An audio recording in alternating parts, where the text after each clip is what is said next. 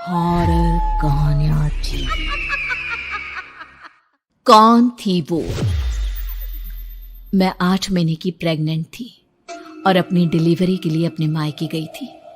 माँ ने मुझे फोन पर बताया, घर के पीछे की तरफ जो खाली जमीन थी ना, वहां पर एक नया कमरा बनवा लिया है। इतने सालों के बाद जैसे ही अपने घर में कदम रखा, कुछ अलग सा लगा। माँ, ये घर के पीछे की तरफ नया कमरा बनवाने की क्या जरूरत थी? अरे बेटा, घर के पीछे दूर दूर तक खाली जमीन है। तेरे पापा को कई दिनों से लग रहा था कि यहाँ पर एक कमरा बनवा लेंगे तो ताजा हवा मिल जाया करेगी।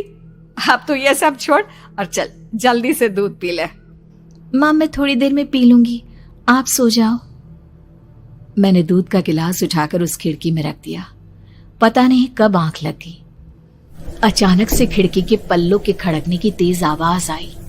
दूध का गिलास धड़ाम से जमीन पर आ गिरा। जमीन पर गिरते ही दूध का रंग लाल हो चुका था। मैंने खिड़की से झांक कर बाहर देखा। चारों तरफ धूप अंधेरा था। उस अंधेरे की तरफ से कुछ आवाजें आ रही थी, जैसे छोटे बच्चे आपस में खिलखिलाकर मस्ती कर रहे हो।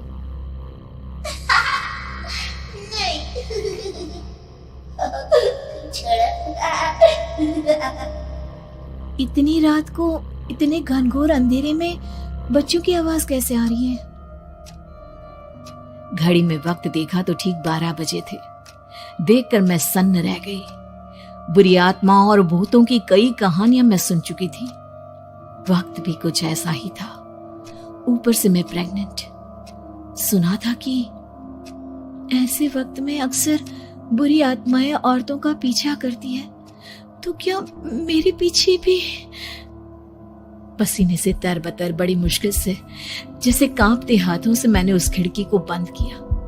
जल्दी से जल्दी उस कमरे से बाहर निकलकर माँ के पास जाने के बारे में सोचा, लेकिन जैसे ही दरवाजे की तरफ पलटी, लगा कोई साया हवा की स्पीड से दरवाजे के सामने से गुजर गया। मेरे गले में अटक कर रह गई। मैं जोर से चीख कर माँ को बुलाना चाहती थी, लेकिन वो आवाज खुद मेरे कानों तक नहीं पहुंच पा रही थी। तो माँ तक कैसे पहुंचती? खिड़की के पल्ले एक बार फिर तेज हवा के झोंके से धड़ाम करके खुल गया और पूरी ताकत से मैं चीख पड़ी। जानती थी मेरी चीख की आवाज सुनकर कुछ ही सेकंड में माँ वहां पहुंच जाएगी, लेकिन ऐसा कुछ हुआ ही नहीं। मेरा कलेजा डर के मारे फटा जा रहा था।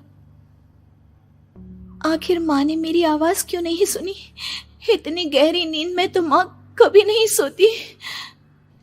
ठीक पीछे खुली हुई वो खिड़की। मुझ में इतनी ताकत नहीं बची थी कि मैं पलटकर उस तरफ देख भी सकूं।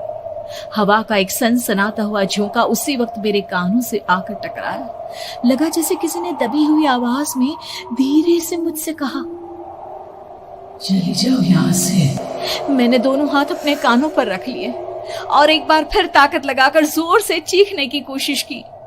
माँ! पापा! मेरी आवाज उस कमरे की दीवारों से टकराकर वापस मुझे ही सुनाई दे रही थी।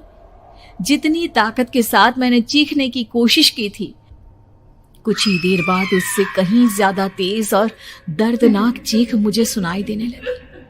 कि आवाज ठीक मेरे पीछे खिड़की से आ रही थी। वो आवाज मेरे कानों में पिघलते हुए लोहे की तरह गिर रही थी। उन आवाजों में हैवानियत थी। वो आवाजें किसी इंसान की नहीं है, इतना मैं समझ चुकी थी। कांप रहे हाथों से मैंने अंधेरे में कुछ ढूंढने की कोशिश की। तभी अचानक मेरा हाथ बेड पर रखी टॉर्च पर पड़ा। किसी तरह ताकत लगाकर टॉर्च का बटन ऑन किया, लेकिन ये क्या? सामने दरवाजे पर 3 छोटी लड़कियां खड़ी हुई थी। उनके हाथ में स्टील के चमचमाते हुए चाकू थे।